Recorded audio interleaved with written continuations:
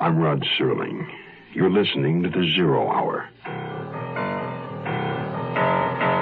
Rest your eyes.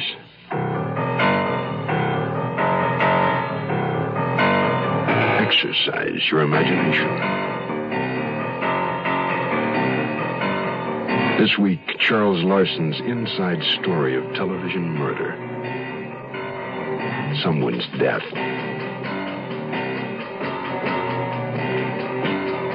Starring George Kennedy, Joyce Bulifant,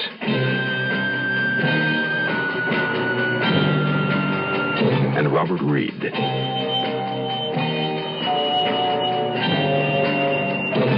In Elliot Lewis's production of The Zero Hour.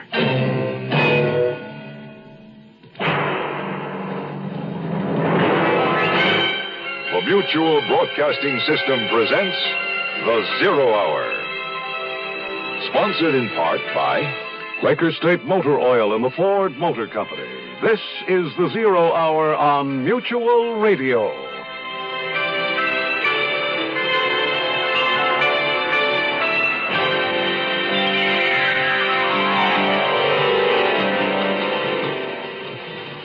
This week, our story revolves around the make-believe world of television.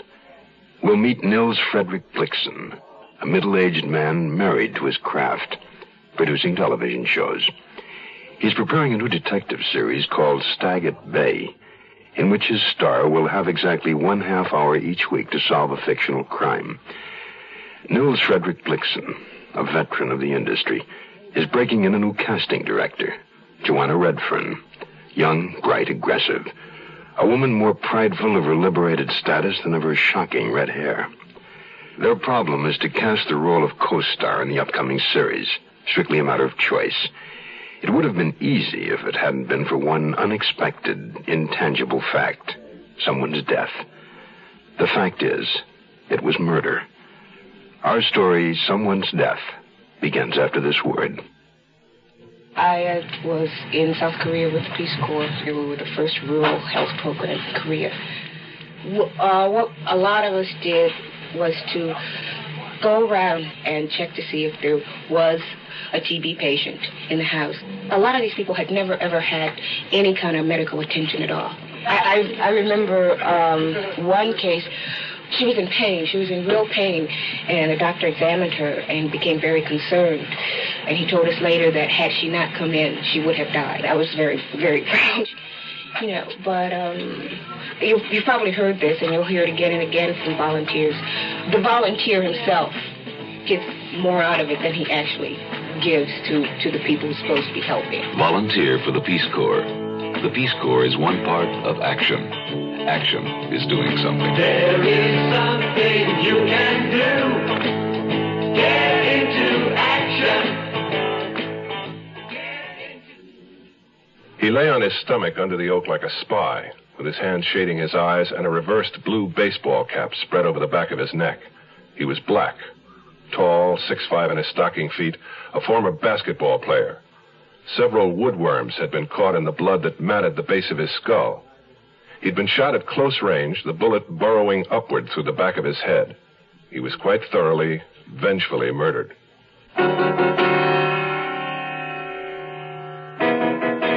At the precise early morning hour that a young boy and girl in the hills along Mulholland Drive above Hollywood stumbled onto the body, I was in a projection room at the studio.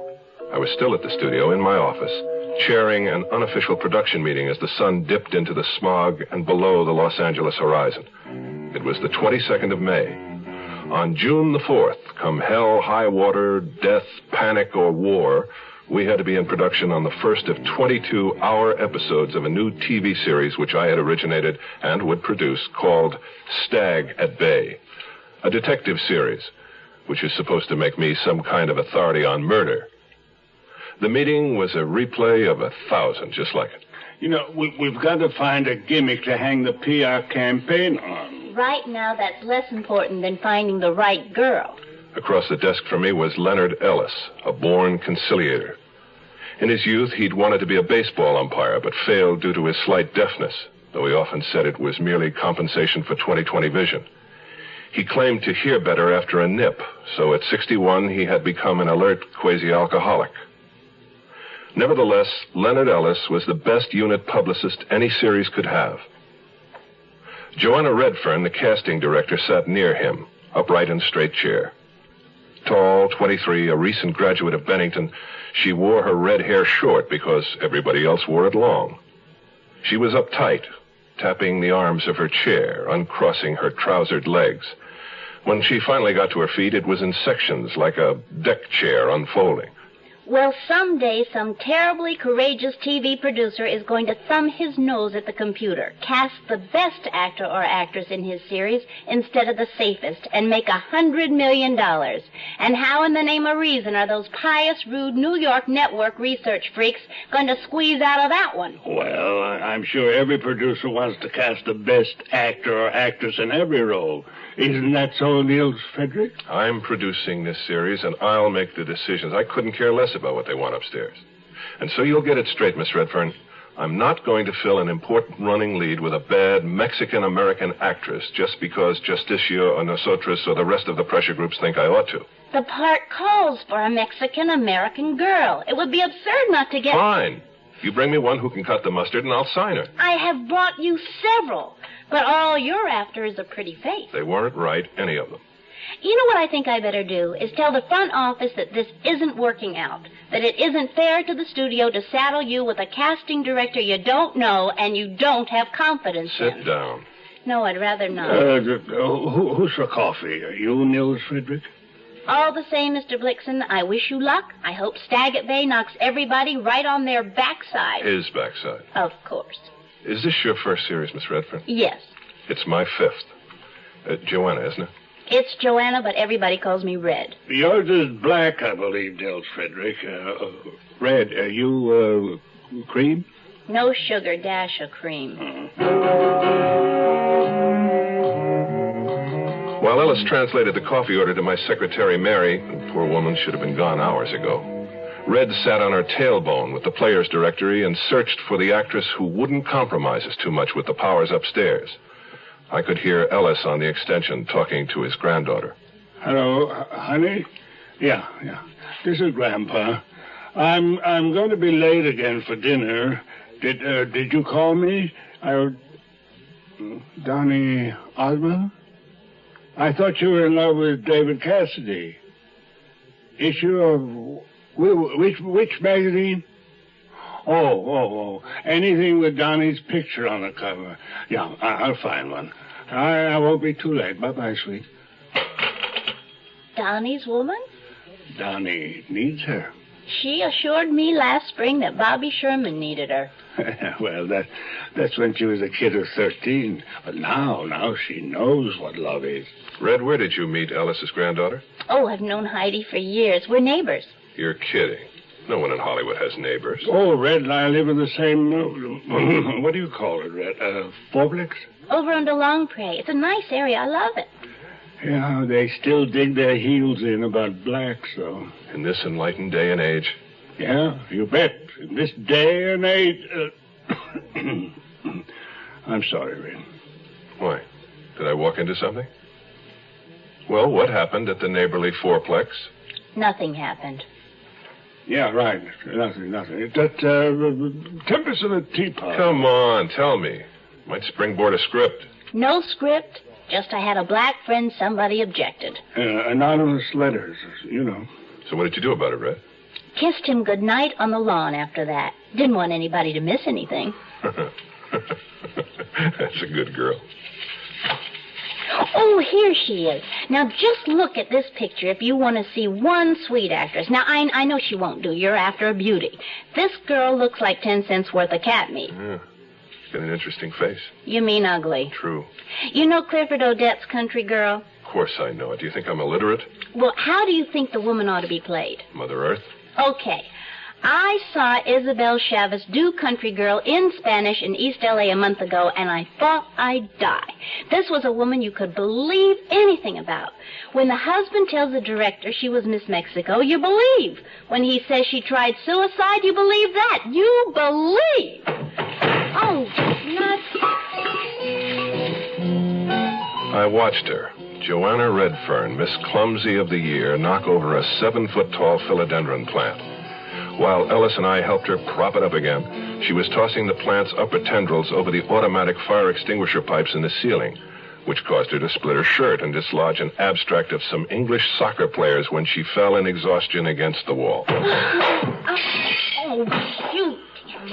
Yet, like the young Hepburn, she was so secure in her ungainliness that it projected itself as a kind of high-born grace. I felt I'd never been stuck with a more aggravating girl in my life. I did all that in one take.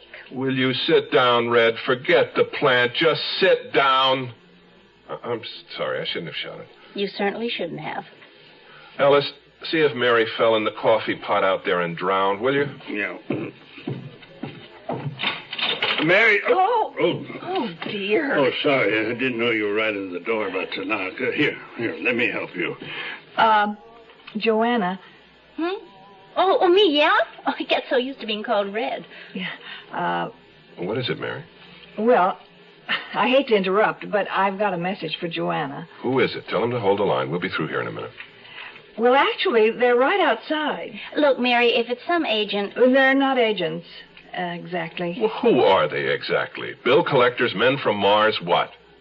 No, they're policemen. Policeman, this is a private eye show. Tell them we're not casting men in blue. Right, Nils Frederick? You don't understand. They're... Well, come on, Mary. They're what? detectives. Detectives? And they want to talk to me? Yes. What about? They said it's something about a murder. There's a little town in western Pennsylvania called Oil City where they make peace of mind. They put it up in quart-sized green and white cans and ship millions of them all over the land to people who don't want to worry about their cars. This peace of mind for car owners is called Quaker State Motor Oil. The folks who make it are experts, men who really know motor oil, because that's been Quaker State's specialty for over 50 years. Quaker State starts with the finest natural petroleum the earth provides, 100% pure Pennsylvania-grade crude oil. Then they put it through step after step of refining and fortify it to fight heat and rust and dirt and wear and give your engine the protection it needs. Quaker State Motor Oil. Who says you can't buy peace of mind? Quaker State your car. You keep it running, young. You keep it running. We'll return to our story in a moment.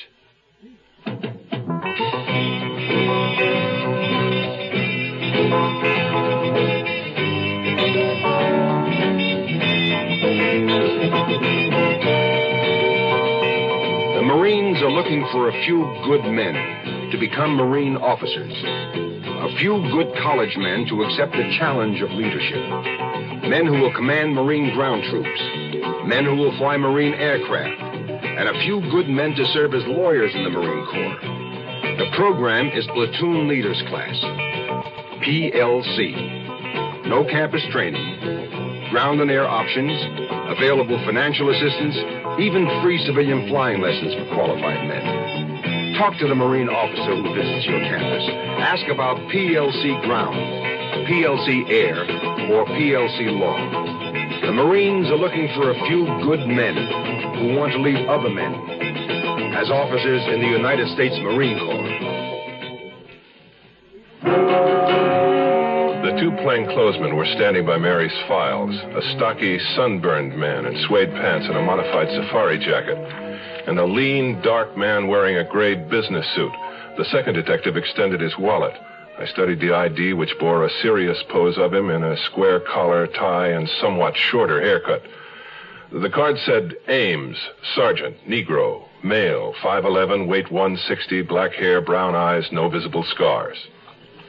There was a third man in the outer office, a cab driver, who sat flipping his hat between his hands and whistling at the floor, his elbows on his knees. Mary explained his presence. He's been waiting for over half an hour. Miss Redfern, Joanna ordered him. Both men in red went through the open door into my office. As I turned to follow them, a messenger boy dropped off the rewrite of our opening show. The cabbie, I noticed, was leaning around me trying to read the cover. You a TV producer? That's what they call me. Mary, will you Xerox this, 15 copies? Right now? No, in the morning. She's not in trouble, is she, Joanna? Ellis, drive Mary out to the lot. Don't worry, Red. All they can do is rubber hose you.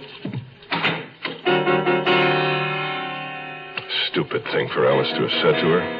I liked Red. I could see Ames was quizzing her tough. Whether they resented it or not, I was going to go in. The cabbie was stretching his neck to try and see into the room. I closed the door. The last time you saw him was... Is this private? It's up to the young lady. They know about Daniel and me. Daniel? The black friend I mentioned, Dan Gladstone, apparently he's been in some kind of accident. Oh? 2 weeks. You haven't seen Mr. Gladstone since roughly the 8th of May, then? No, I haven't, or longer. Why not?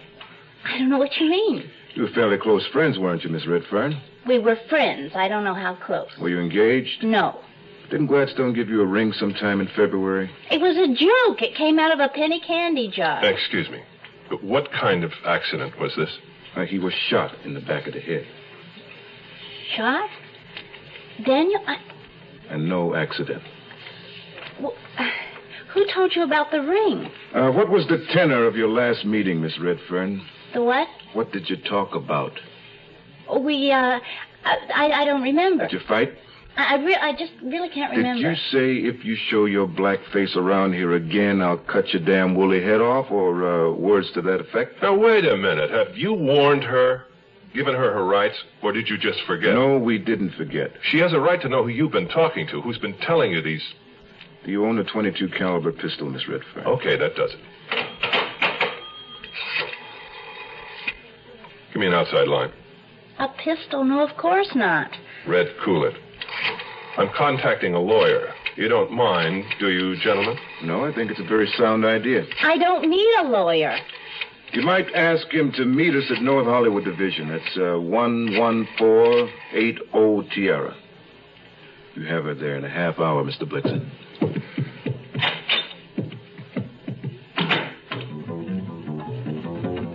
Murder on television is one thing. It's an episode. By the end of the last reel, it's solved.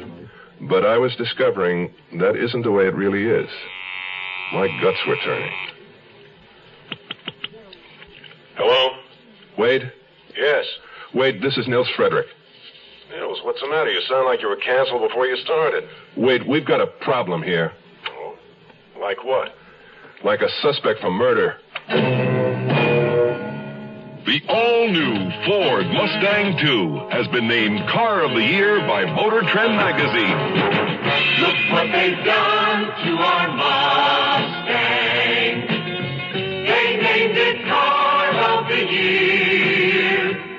'Cause we changed the size, we changed the style, and you're gonna like it fine. So, look what they've done to that car.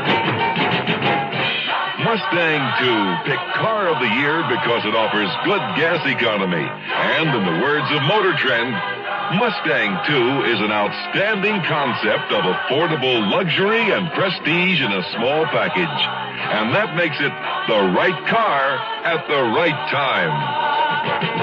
When you take a ride, you're gonna know that Mustang's one of a kind. So, Base sticker price for two-door hardtop is just $28.95, excluding dealer prep, destination charges, title, and taxes. At your local Ford dealer.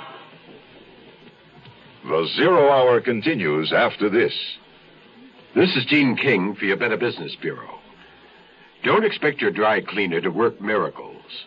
People expect him to pick out all the spots in a bundle of clothes and recognize the cause of each stain, including the invisible stains, which aren't apparent until the garment is cleaned. Keep in mind, too, that the dry cleaner's legal liability is frequently limited to the use of ordinary care in the handling of your merchandise. Remember that different classes of stains require different treatments, and some fabrics must be treated with special care. Special solvents must be used to get rid of gravy, lipstick, ink, nail polish, soup, etc. And if damage should occur through the fault of the cleaner, the value in dollars and cents is determined proportionately. So be fair with your cleaner and yourself. Tell him about those stains. Don't remove labels with dry cleaning instructions. And don't think of your cleaner as a magician. A tip from your Better Business Bureau.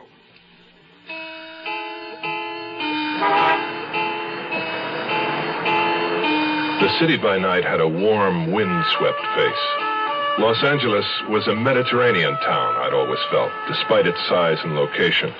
All day long, it lay like a girl on its back by the sea, half asleep under its dark glasses burning in the sun, amused by the boys who whistled and hung around.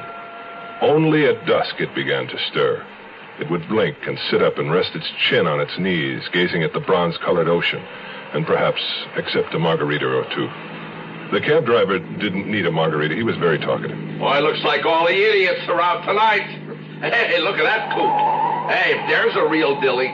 You know, I tell you, I love this town. Too breezy back there for you? No, it's fine. Are you all right, Red? You haven't asked me whether I did it or not. Do you realize that? I haven't. All right, did you shoot the man? No. That's a load off my motor. Hey, did you see that jerk? A left turn and no signal. My wife wonders why I got a nervous stomach. Hey, you two want to buy a free press? No, thanks. Would you mind? What is your name?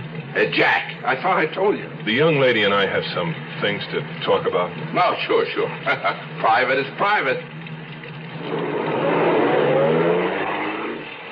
You think I'm not the murderous type, then? If there is a type. There's a type that goes all to pieces in a jealousy situation. The first person I was jealous of was my sister. I was 4 when she was born. I couldn't understand why my father had done that to me. Don't you blame your mother, too? She didn't count. She died when I was 8. She and my father were separated by then. He was living in Pennsylvania. She was in Hartford. With you and your sister? No, I'd already killed my sister. You what? I broke my sister's neck when she was 7 months old. When you set out to make a point, you don't fool around. It's the fact. My mother left the carriage on the front porch. I pushed it down the steps. I wasn't punished, just sent to a child psychiatrist and later to a very nice school in New Hampshire. That's what jealousy can do. My father used to come see me once in a while. He's married twice since my mother died. 3 more children. I thought you said you hadn't been punished. We rode along for a while, neither of us talking. Even the cab driver seemed more content since traffic had eased up some. I studied Red during the silence. She struck me as being very vulnerable. Do you have any children? No. I know you're married. I looked up your studio biography. Well, then it's out of date. We were divorced in 65. Oh, let's see. I was born in 50, so I was 15 then. I'm sorry it didn't work out. We made a mistake and we rectified it. Very civilized. My dear girl, a divorce is about as civilized as a gang rape.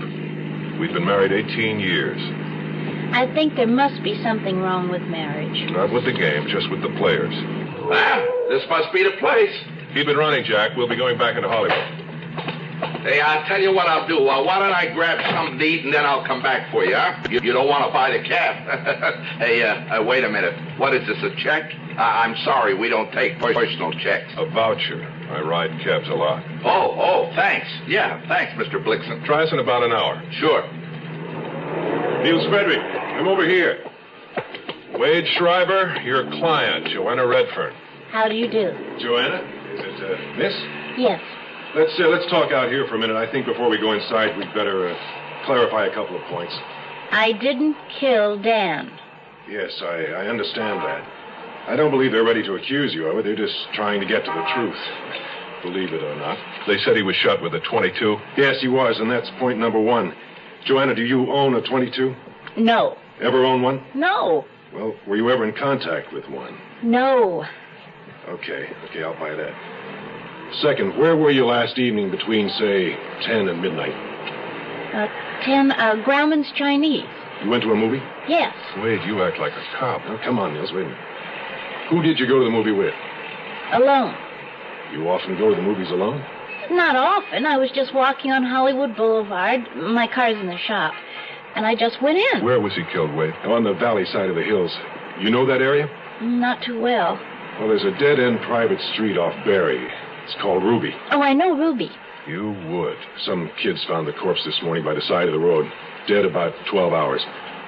How do you know Ruby Avenue? Oh, Lord. Wait, come on. How do you know it? Oh, we used to park up there. You in Gladstone? Once in a while. Had the body been dumped? No, his car was nearby. He was found about 20 feet from it. Hadn't been robbed, no sign of a struggle. So he knew his killer. He just strolled over under the trees, lowered his head, and somebody reached around and shot him. What's the matter, Red? You cold? Just a chill. I'll get over it. There seems to be a witness report on file here. Witness to what? Evidently, somebody heard you threaten Dan Gladstone. Threaten him? That's ridiculous. Joanna, did you two fight at all? Well, I wouldn't say fight. Well, what would you say?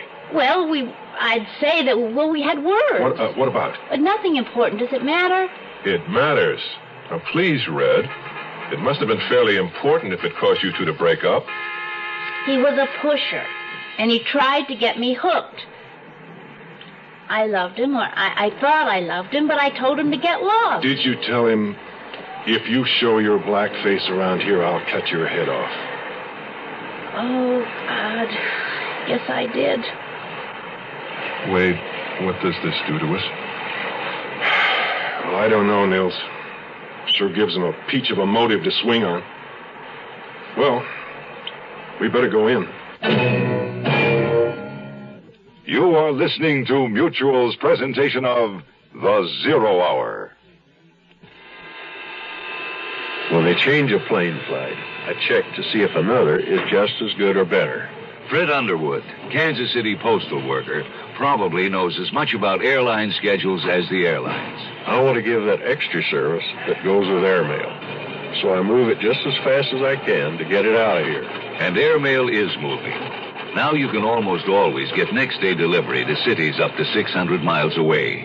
And two-day delivery anywhere in the country. Just mail by 4 p.m., use zip code, and mail from a specially marked airmail box. When I started here, it was all propeller planes and trains. And back in the post office, mail was handled the same way it had been for years. Now there's jet planes and zip codes, and airmail's really going places. Airmail and zip codes. They speed everybody's letters. If you don't know a zip code, check your phone book or call the post office. Help us help you. Use zip code. Brothers and sisters, this is again, he's testifying for Smokey the Bear.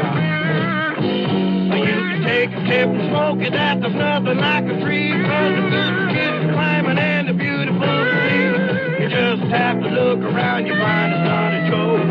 See what you've been missing if they all went up in smoke. Smokey the Bear, Smokey the Bear, a growling and a sniffing in the air. He can find a fire lord before it starts to rain. That's why we call him Smokey. That's how we got his name. Oh, come on now, beat it out, Bill. Be cool, people. Only you can prevent a forest fire.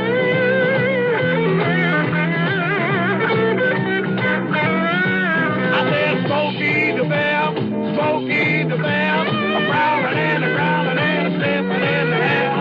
He can find a fire log before it starts to rain. That's why we call him Smokey. That's how we got his name. Tomorrow at this time, rest your eyes and listen here to this week's continuing study in suspense, someone's death.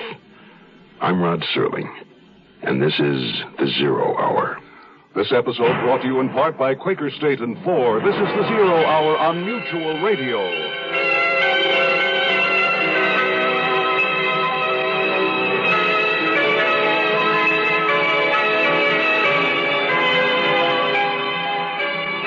You have been listening to The Zero Hour, a presentation of the Mutual Broadcasting System in association with Hollywood Radio Theater.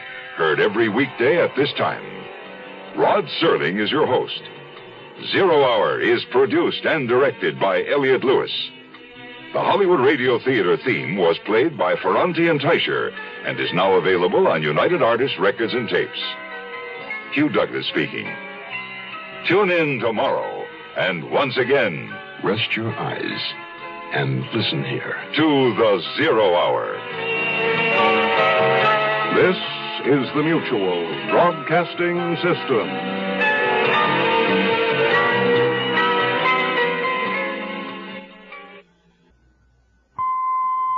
By Ferranti and Teicher, and is now available on United Artists Records and Tapes. Hugh Douglas speaking. Tune in tomorrow, and once again, Rest your eyes and listen here. to the Zero Hour. This is the Mutual Broadcasting System.